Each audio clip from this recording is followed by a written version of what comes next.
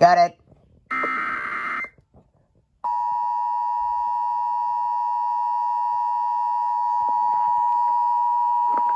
God, I wish I read it, though.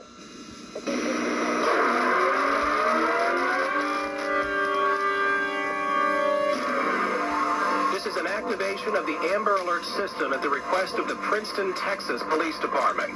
The Princeton Police Department in Collin County has issued an Amber Alert for 3 children abducted in a black sedan. I'm sorry, 3? They're searching for a black 2017 Mercedes 300 with Texas... 3 children abducted? BV 5334.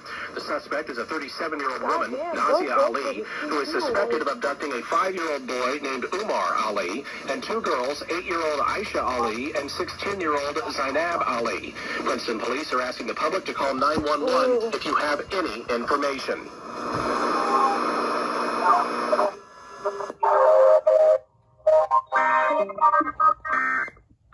No! And WJO1 decided to issue an RWT. What the hell?